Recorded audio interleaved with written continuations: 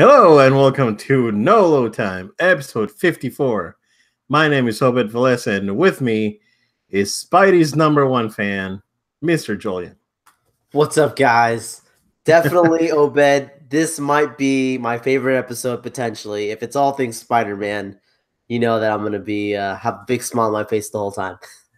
Yeah, this is pretty much gonna be the Spider Cast or Spider-Man cast because there's a bunch of Spider-Man news, Joe. It's like Spidey all over the place. It's ridiculous. Well, but you know me. Even if there wasn't news, I could talk about Spider-Man for all days. So this is just gonna be so much fun. Yeah, it's one of those that we can just pick the topic, right? And today we wanted to do something a little bit different. We're still gonna have some news, but we're gonna talk about Spider-Man quite a bit. But Joel, anything new? Anything that happened from the last episode? Yeah, I mean the big thing that came out from our last episode, literally on the Friday our episode came out. Luke Cage dropped on Netflix season 2. So as you guys know, I always keep up with all those Netflix Marvel shows because it's Marvel and why not? And it's I'm a few episodes in, and so far I'm enjoying it.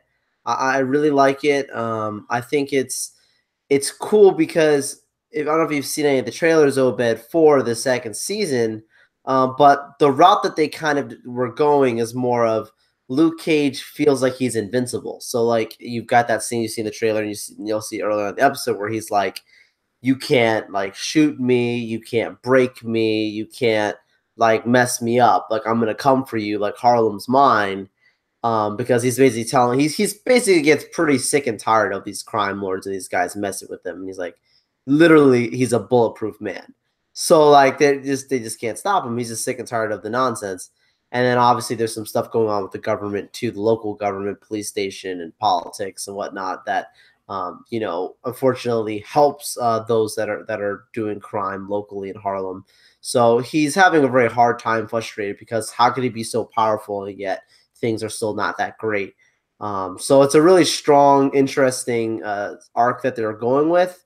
And I know that the reviews have been mixed for it. It's not my favorite Netflix show. Neither was the first season of Luke Cage. But I think it's true to who Luke Cage is. So I think it's fine. A fine and good viewing. As almost Netflix stuff, they kind of drag, but that's just because it's several episodes, right? So you get a whole lot of time with different characters.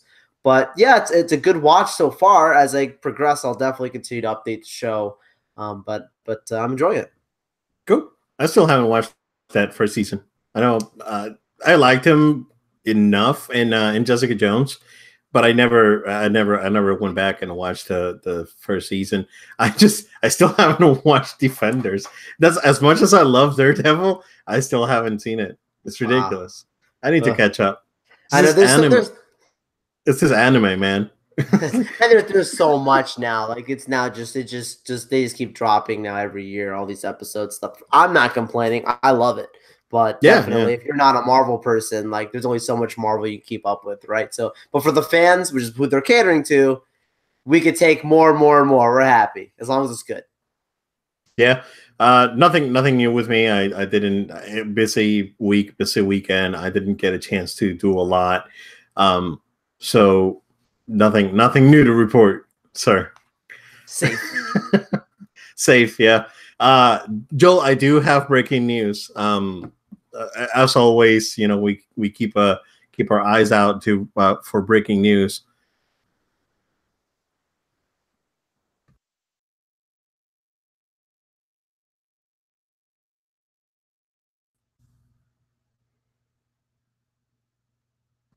Hey, Joel's back. Yeah, I don't know what happened there, guys, but that was weird. Yeah, I just saw an error from Hangouts, so it looks like it's on the Google side because we're gonna talk about Google now. Oh yeah, here it comes. So Joel, breaking news that Jason Schreier from Kotaku just posted an article on the site saying that Google is planning a gaming platform to compete with Xbox and PlayStation. So Interesting, right? That's really interesting because if that is if the projections are true about the market, about where gaming is going, everyone says that within a handful of years, it's all going to be streaming. Google being one of the most powerful beasts on the internet, software development, they've done some hardware development. They can merge those together and maybe make a very strong streaming platform. Mm-hmm. Could be very interesting, Obed. Yeah, they definitely have the infrastructure to push a product like this. But what's very interesting is that based on the article, it's saying that they are following a three-prong approach, and those are number one, some sort of streaming platform, number two, some sort of hardware, and number three, an attempt to bring game developers under the Google umbrella. So they're planning a studio, they're planning a streaming service, and they're planning software, a hardware. So the hardware doesn't concern me at all. They definitely have they've proven that they have the shops to put good hardware out there. So it's like just like Apple. If Apple would say, "Hey, we're going to release a gaming platform," they would put out great hardware because it's Apple, and that's pretty much what they do is great hardware. But interesting, man. I'm not sure how I feel about streaming. I never tried PS Now. I heard mixed things about it. I heard it works okay. I heard it's some games don't run very well. So I'm not 100% sold on that. But it's interesting to see Google going in this direction, whereas Amazon, they invested on Twitch, right? They purchased Twitch, and then they sort of treated gaming as a whole secondary or even tertiary at this point, because I know that some of the Fire devices supported controllers, but it never really took off. So I'm wondering what kind of approach they're going to do, and if Google's actually creating gaming studio, what's that going to look like? I know, because like independent, yeah, they're gonna have a lot of independent games, you'd have to imagine, and like self, like you're saying, make their own studios and generate their own content. But I'm also thinking about like what would make somebody say, I need to have this, and let's say have this console and their PS4 or Xbox or Switch or whatever, or are they going to be or is their goal to be like, no, we want to be just as strong as the PS4, Xbox, Switch, and be something where it's like, no, we want you to use us only, right? Like the way the alphas in the industry do. So if that's the case, then that means that they're going to also have to have third-party games being able to run on their platform. It's a lot of stuff to really be figured out. It's going to be a lot to understand as time goes on. So I'm very fascinated to hear any updates. But this is some interesting news, Obed. Yeah, it looks like from the article, and I'm just reading it. Oh yeah, really quick, because this is like I just saw it, and so there's like the article was posted on Kotaku. So it looks like they are going to have they're not sure if the machine will have technical specs to compete with Xbox and PlayStation, but that they are going for that streaming type of service. So maybe this is the promised future, right? This is the on live that never happened. This is the PS Now that we all wanted. Also, although I heard rumors that some PS Now users did find a download option on PS Now games, Joel. So maybe that's something that they can just download to PS4 now and emulate. Use like cloud emulation for it. Who knows where this is going? The next 6 months are going to be very interesting if this is true. Yeah, it could be a big move in the industry. Absolutely. I mean, if something happens, maybe E3 next year is going to look very different. This is probably not going to have PlayStation shaking in their boots, because they're doing okay right now with the platform. But someone like Microsoft who's wanting to do a reset of their device family, this may or may not hinder them. I don't think Nintendo's going to be affected Sony has other problems to worry about, right? You know, we talked about it before. Sean Layden addressed it recently and said that they were looking at crossplay between third-party games. But man, interesting stuff just happening right now. Amazing. Live on the show, guys. Yeah, live on the show.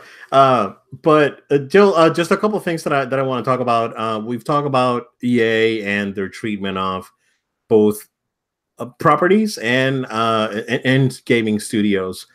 So we've talked about how Amy Hennig, who was the lead writer for the Uncharted games, for the first 3 Uncharted games, left Naughty Dog, joined EA, more specifically Visceral, to create a single-player Star Wars experience when EA got the rights to the Star Wars video games. So it was just announced today that the project was basically shelved, so she left the company. So she essentially quit her position at EA. I believe she mentioned or tweeted or said something either on Reddit or somewhere online that she's gonna go indie after this. It looks like she's done with like corporate stuff, like big, corporate gaming studios and whatnot. But man, now people are calling for Disney to take away the license. Do you think that could happen? Do you think that they even have a chance of doing that? I don't know the story behind the agreement, but what do you think, Joe? I would think that Disney's more powerful enough to do it if they wanted. I don't know. Their attorneys scare me, but I definitely have to say, yeah, but trust me, and we'll get into that whole Disney and their deal making. They're smart people, and I admire that. But so I do think if they wanted to pull out, they could. But this is the one thing that was going for Star Wars, aside from you and I both are on the record for saying that we like the Battlefront games, right? But aside from those games, this is one of the newer things that were in development now with EA having the Star Wars ability to license, right, to make these games. This is probably one of the games up and coming with the limited knowledge that we had on it that I was actually excited for and happy about. Just because it's coming from someone that worked on Uncharted, which if anyone's ever played Uncharted, you know those games are fantastic. They're nearly flawless. There's issues like any game, but they're just so well executed. It is an industry standard. Naughty Dog is the best of what they do. You bring one of their people in to work on this game. I don't see how it could have went wrong. I don't understand how it went wrong, but there's a story behind everything, and I don't know that story. However, Obed, to me, this is concerning enough for me to say I think we've called for it before. Disney needs to step in a little more, and I think they have done in the past. I mean, they did with the loot boxes and all that kind of stuff, but it could take it even further now, just as a franchise, as a property, to really understand like what is their goals. Not even just executing their games, but just executing what the future of the content's going to be, what kind of new games are going to be developing. Because if you're killing off development this early with people that are very reputable in the business, it does raise a little bit of a red flag for me. Again, I don't know the background of it, so I'm not going to speculate. But this is something that caught me by surprise because, Obed, I don't know about you, but I was actually very fascinated by this game with the limited knowledge that we had on it. Yep. I think this game probably had an unfortunate EA circumstance to it, right? I think EA again went back and said, no, you need to add games as service elements, or you need to add an online microtransaction component. Something must have happened, right? And I heard she clashed with people in her own team and people with EA executives. So this could all be part of what happened. At this point, I'm not, we don't know the whole story. But if you ask me, EA probably was trying to impose some sort of, mandate on this game needs to have this specific set of features. No, we want this to be a single player narrative experience. And that's when it all fell apart. So, unfortunate. Yeah, I was looking forward to the project. I mean, she's a great writer. She definitely talented, and the guys at Visceral were great too. So That's why for me, it's like, how do you screw this up? Like, you have a very talented woman in charge of this. I don't know. How do you go wrong? Because I mean, she's proven, so it doesn't make sense. I'm really curious to hear. I think you're on the nose though, Obed. I think there's a little smoke there. yeah, Joel Smoke. You know me, guys. I'm gonna smoke this fire. Yeah, exactly. Joel, speaking of lawyers and stuff, before we jump into the bigger news, remember a few weeks ago I mentioned that the PUBG company or PUBG Corporation, whatever they're called, sued Epic Games because of citing copyright infringement for Fortnite, right? Yes. So they just dropped the lawsuit yesterday. No reason given. So it's one of those things that, again, logically, and we talked about it, it's like, who in their right mind would do this? So I guess they came to their senses and they dropped it. So it's funny. No reason given. Obviously, they quickly had a wake-up call, and this is not something we actually can do. Yeah, well, not something that they should do, right? Like, people were making fun of them. It was sort of petty what they were doing. So they made the right call, called it off. It's dead and done. That's it. So that's all we need to say about that. But then moving into more legal news that impact nerdom, Joe. So the Department of Justice approved the purchase of 21st Century Fox to Disney. Done deal, Joel. Finally, do you think this is it? Right, this is it. This is comfortable. This is absolutely it. We can finally raise a finally dream. we can do the prodigal son treatment and kill the calf and celebrate because they're back. XMen is back. That's it, guys. We did it. High fives. Definitely. This is virtual high five. Oh, Ben, I give each other high fives. No, guys, really, this is a big deal. I don't think people understand how much this can change and will change the industry for years to come. Yes, we talk about Marvel, but just in general, understanding Disney having the power of existing properties and just consuming the studio together. So anything that they were in development with now falls under them. So I really think I think the reason why this was greenlit so fast was because of some of the politics behind the scenes, right? Certain people having good relationships with those in government right now. So there's an understanding of like who these people are and who they're working with. So that's been talked about quite a bit. Also, understanding that the Department of Justice recognized that they were trying to avoid any of the monopoly laws that would stop them from acquiring them in the sense of, competing as a network. Big television was something that they made clear they were not going after. Disney was not going after Fox TV, Fox News, and Fox Sports, to be more specific. And sports, I think, was the one that when there's understanding that they were really just trying to go after their studios, their 21st Century Fox, making the movies, their distribution, publishing, all of that. That's where enough of a clear, they must have been very clear, very concise to get a one-shot deal done with the Department of Justice. So high fives. Congratulations, guys. We did it. It's happening. It's official. We can finally celebrate. It is done. It is finished.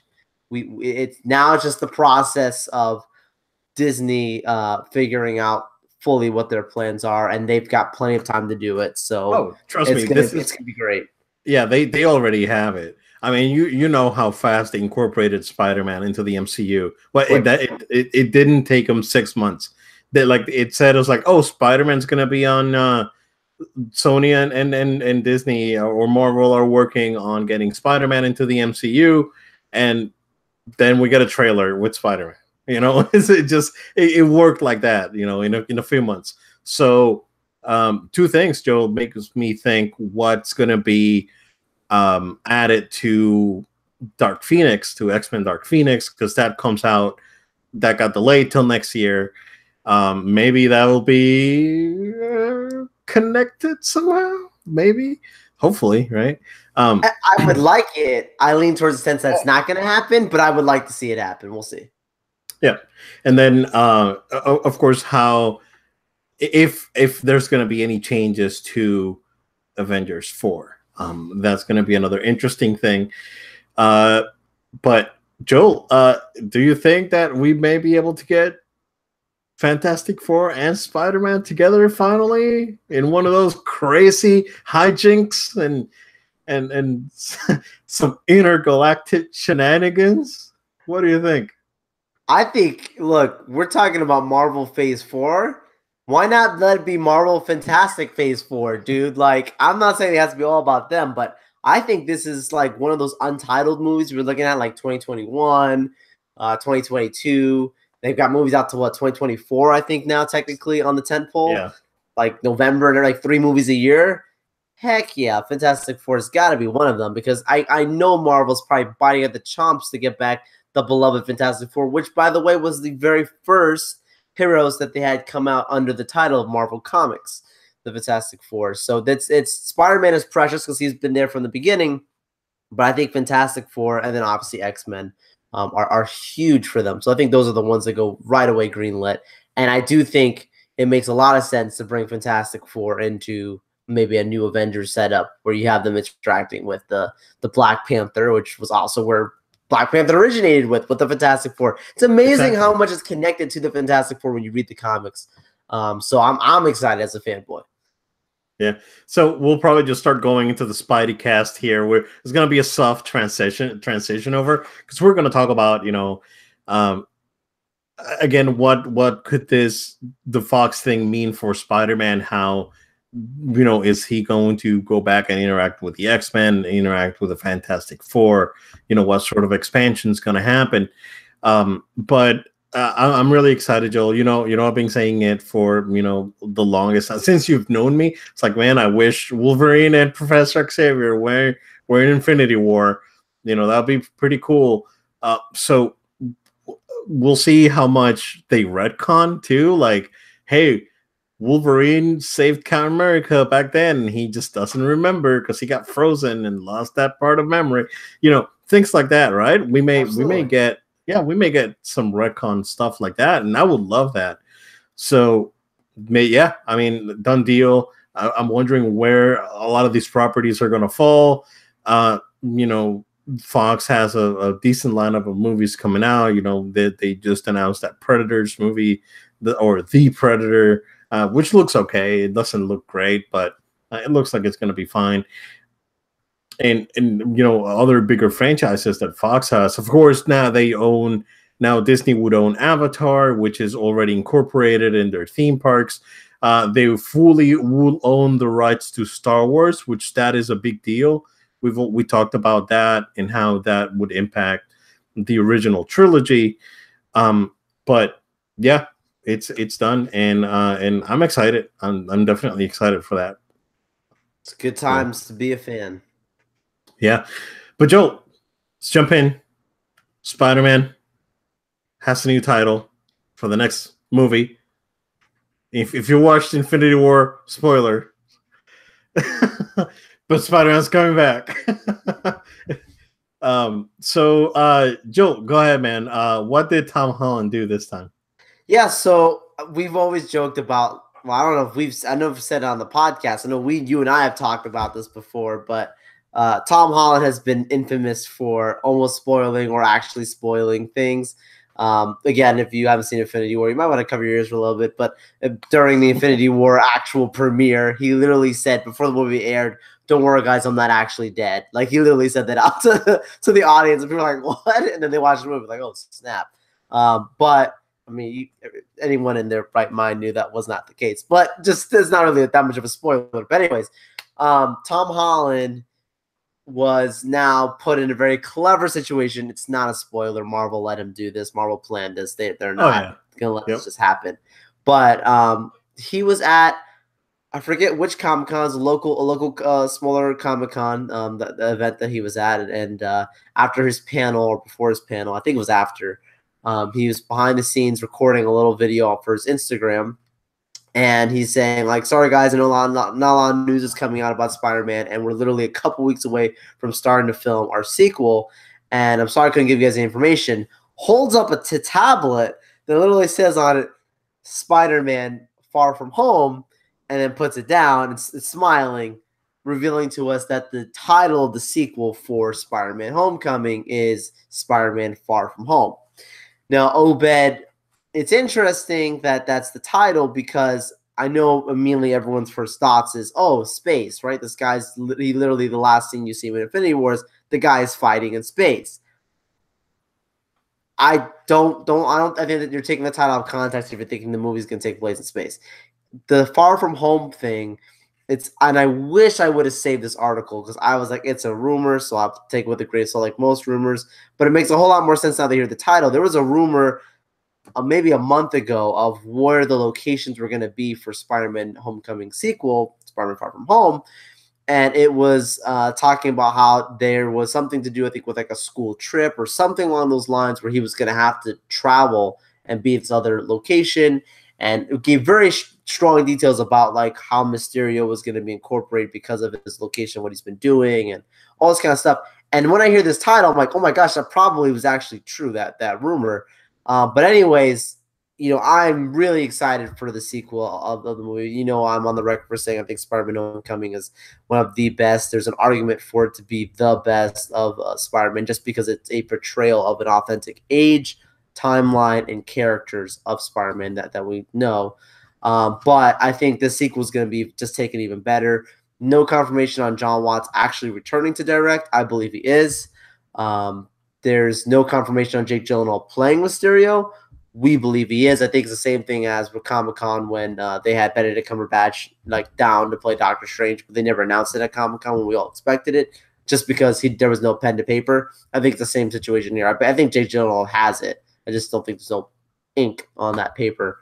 But yeah, definitely think this movie is going to be interesting. It's going to take place in London from a lot of the scouting stuff that came out. So they're not going to film as much in Atlanta like they did with the first movie, which has, again, a lot to do with that Far From Home title. It's probably going to take place mostly in London and other locations where they travel.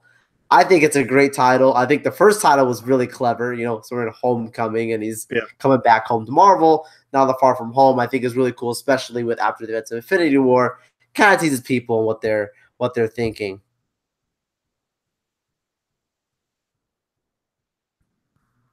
Hey, and we're back. Hey, can I hear you? I can hear you now. Yeah, it's Google's acting up on us, man. Sorry, guys. But yeah, the last thing I was saying there was just, really, I think it's a clever title. Like I said, Homecoming, Spider-Man coming home, Far From Home. People are probably going to think, oh, space because of Infinity War. I think it's just clever misdirection there. Just a little fun way to tease people in. Good title. I don't know if you like the title a little bit. Yeah. I mean, the first time when I saw the title, the first thing I thought was outer space, but then now it just he's already been to space, spoilers again. So why not set it in Earth, but still not at home? So the next place that my mind went to was San Francisco, because of Venom taking place in San Francisco. Of course, they said Venom's not connected to the MCU, but who's not? I don't believe it. There has to be some sort of connection there. So that's the other place that my mind went to. Setting it in London and setting Mysterio that way makes a lot of sense. So. Yeah, that could definitely be it. Yeah, definitely looking forward to it, man. I really enjoyed Homecoming, and I really enjoyed Spider-Man on Infinity War. He was great. So looking forward to getting more Spidey, more quality Spidey. Yes, yeah, that's Spidey. Yeah, exactly. That's the big thing. Again, nothing wrong with the Amazing Spider-Man, but Amazing Spider-Man 2 can go eat a bag of something. It's such a bad movie. I think that movie will be as these new Sony Marvel movies come out with Spider-Man. I think the new movies are so good that literally like Amazing Spider-Man 2 is going to be forgotten, and it should be. So I think they're taking us away from that in a really clever way. Yep. And Joel, a character that we've already talked about the movie being greenlit, but that I'm not super familiar with. No one is a very, very obscure Spider-Man character, Morbius.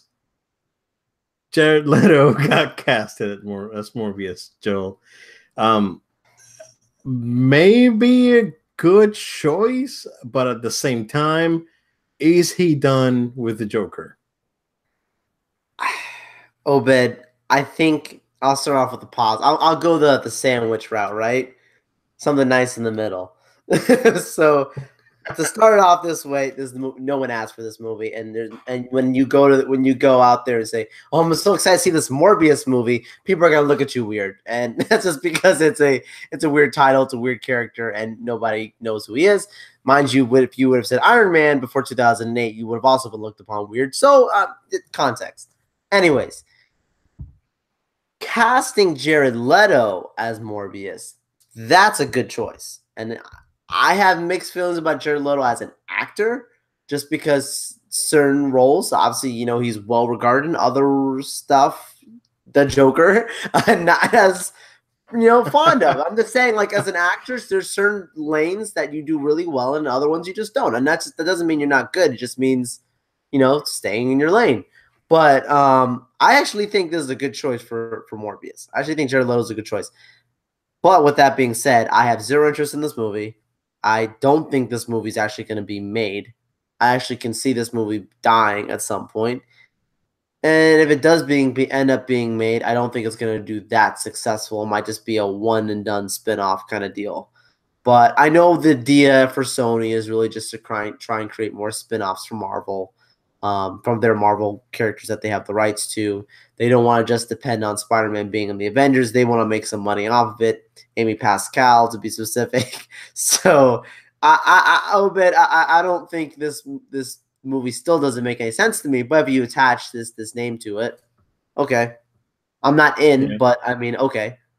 Yeah, I mean, this could be like a pretty boy vampire movie, maybe just to bring in the ladies and make some money out of it. I mean, that potentially it could be it. Quick cash grab and hey, use this big star and use nice vampire makeup. Which Morbius is not supposed to be a pretty boy vampire. He's supposed to be a legit vampire, but again, a very obscure character. I mean, the only thing I know for Morbius is his involvement in Maximum Carnage, and that other than that, it's like faded into obscurity because I don't hear anyone talk about Morbius ever. Like he's like one of those really really bizarre, super obscure characters. It's like what's that guy from DC that wears the golden helmet? Is it Dr. Destiny or something like that? Yeah. It's like I never hear anyone talk about. He's supposed to be super powerful, but no one talks about him. It's like I don't even care. Why are you making this? So yeah, that's it's whatever. yeah. I mean, Venom. Yeah, I can get excited for Venom, right? It's because it looks good, Tom Hardy, and it's freaking Venom, dude. But Morbius, it's like making a movie of Shriek, who was also a character in Maximum Carnage. It's like who cares? Why are you doing this? Nobody cares. You know what? They're gonna make a new DC movie. It's gonna be on Granny Goodness. I mean, like nobody's asking for the Granny Goodness movie. People don't even know who Granny Goodness is. It's like the New Gods is like who asked for it too, right? Yeah. That's the best example, comparatively. But man, rough spot for Sony right there, man. But Joe, do you want to just go ahead and talk about a third movie? Yeah, that Sony's working on, and this is another very obscure character because I didn't know about this character until this was announced, and I started doing research on it. Yeah, Silk. Silk is being rumored now to be another one of the Sony Marvel spin-off movies to kind of fill out this universe. Obed, they announced the or not announced, but there's basically their back channels media outlets reporting that they were going to be working on. There was a Silver Sable movie, I believe, if I'm not mistaken. The Black And Cat movie. and Black Cat, right? So I was like, okay, that's interesting. I actually think Silk could be a stand on her own kind of character because she's not an anti-hero. She's a hero. She's not as powerful as Spider-Man. So you can make it a little more grounded, but still make it really cool for Hollywood. I'm on board with this, Obed, and I think it's also a good opportunity for them to diversify too, so they can really pull in another audience. I mean, it's not to get into this, but there are statistics that prove the large amount of people who come out to watch Marvel movies in general are actually Latinos. So they could hire, and it's been talked about, maybe they could get a Latina superhero character, bring her into this. I think it's, again, not about the whole cash grab thing, but I think it's a part of maybe giving what the industry is lacking in, and it could do really well. I mean, Wonder Woman hit off really well because it was something people were looking for. Black Panther, exactly. Yeah. So it's like if you can do it right and well, but then also give people what they want, not for the sake of just doing it for that reason. But Obed, because it's Sony putting it out there, I'm not expecting anything fantastic. I'm just saying it's something that has potential. So that's just my response to the whole Silk thing. Yeah, I'm not familiar with the character. From what I read, she sounds like like someone messed around with Spider-Man's powers and just moves powers around a little bit. So she sounded interesting.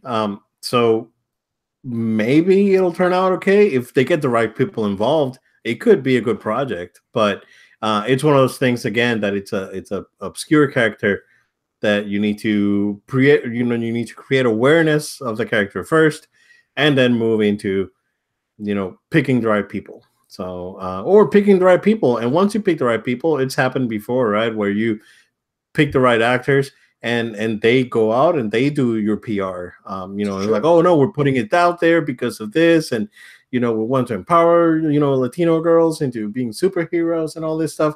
So makes sense. That would be a pretty good idea, I think. A lot of potential. Yeah, definitely a lot of potential if it's executed properly. So exactly. But yeah, that's man. The Spidey cast, Joel. Do you have? I think you have a few more things to talk about our favorite web slinger, right? Well, I got another thing in regards of gaming. You want to flip into that side? Yeah, let's do it. Yeah. So on the gaming front, I did hear about. I guess the actor does the voice of Rhino kind of slipped up and basically said that Dr. Octopus or something along the lines is going to end up being in the Spider-Man PS4 game that's coming out.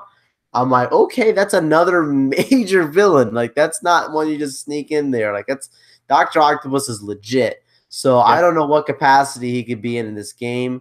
There's a lot of guys in the raft, which I don't know if you guys, hopefully you guys were able to watch our E3 live stream for the Sony press conference. If you haven't, please go back and watch. I recommend it. But at the end of the show, they ended it with Spider-Man.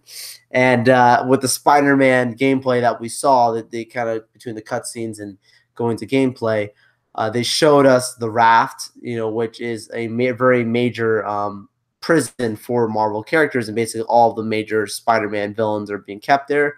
So maybe there's a little bit of a connection there that with the main villain, which is Dr. Negative or Mr. Negative or whatever. That Mr. Negative, yeah. Dr. Negative, that he's gonna maybe really break out a lot of these villains and make it go crazy. Oh, but we could have another Arkham Knight, Arkham Asylum kind of series going on here. That's kind of the way I lean. I'm not trying to compare because different Spider-Man, Batman, very different worlds, but still could go that direction. I'm excited. Did you see that supposedly the collector's editions are sold out already? I did see that. I did. Yeah. Okay. Were you able to grab it? I was not, man. I snoozed, so I lost. It's a lot of money. Yeah, like right before. Yeah, it's a lot of money. I mean, it's an investment. But you can send me one, Sony. I'll send you my address. Yeah, exactly. Hey, paychecks. Yeah, exactly. Cashing those Sony checks. Joe, yeah, that game looks fantastic. I think that game's definitely going to be a series, because I think it's going to do very, very well financially and critically. Like, the impressions from E3 were very positive, so I'm looking forward to it. Definitely looking forward to it. And we haven't had a great Spider-Man game in a long time, so Long time. yeah, so it's about time. I think what was probably the better one of the later ones was Web of Shadows. Yeah, the one where you go through the different universe Spider-Mans. They had like Spider-Man 2099 and like all the different ones on there. Which Obed makes me think about the the animated movie that they're doing, where it's going through multiple universes. So, Yeah, not to transition stories there, but I know that some of those characters were in that Web of Shadows or whatever the name of that game was. That was pretty good. Remember Spider-Man Friend or Foe? Man, there's so many different Spider-Man games out there that have come out. I played a lot of them, to be honest with you, because of Spider-Man, but this one is one of the ones that has me seriously hyped in a way that I haven't been in a long time. yeah. Joel, what was your favorite, your first Spider-Man game? Spider-Man on PS1. The first Spider-Man on PS1. The one from Gosh, I still have the disc. It's amazing. From Activision. Okay. Yeah, from Activision, the one from Yep. the Tony Hawk team. Yes. Okay. All right. Cool. Nice. I played that one on the Dreamcast. I didn't play it on PS1. Okay. Man, I'm trying to think. Well, the first Spider-Man game that I played, and it was. I remember seeing the one that came out for the Sega Genesis. I think it was like a release title for the Genesis or a very early Genesis title. But I think the first one I played that I really played. I don't know if you ever saw the 4-player Spider-Man arcade by Sega. Do you ever get a chance to see that, Joel? I did see it. Okay, yeah, the one with you got Spider-Man, Hawkeye, Black Cat, and Namor. Yes. So I think that was the first one I played, and I remember playing it at the arcades. Really good game. Sega was doing really good things with sprite scaling back in the mid 80s to early 90s. Some of the sprite scaling on that game it's phenomenal. So if you haven't played that game, emulators are a thing, and just you're a couple of keystrokes away from playing a video game. So yeah, if you guys haven't checked it out, I recommend it because it's a pretty good game. It's a quarter muncher, so it's one of those games that I never finished at the arcade because it probably would take me like $10. So but I did play through it after emulators were a thing. But cool. Joel, I think the last thing that we may want to talk about, not Spider-Man related though, is Titans released a picture of Robin in full costume. What do you think, man? Fantastic. I have been on the record for not saying great things about how I feel about this show. I think separating this from how I feel, like if I only saw this, I would be completely sold on this show. I think it looks really good. Robin, the suit is very traditional yet modern. Reminds me of some of the suits that we saw also in the Arkham games. Looks dirty. It looks dirty. Yeah. It actually looks like he could be in the DCEU. The way it looks that so edgy. Yeah, edgy. The kids love that, right? Yeah. I'm. If I saw just this, like the intention of it is to get you excited for this show, to make you want to see it. It has done its job. If I'm to evaluate it on that criteria, then it's actually done its job well. So it's good promotion, good marketing material.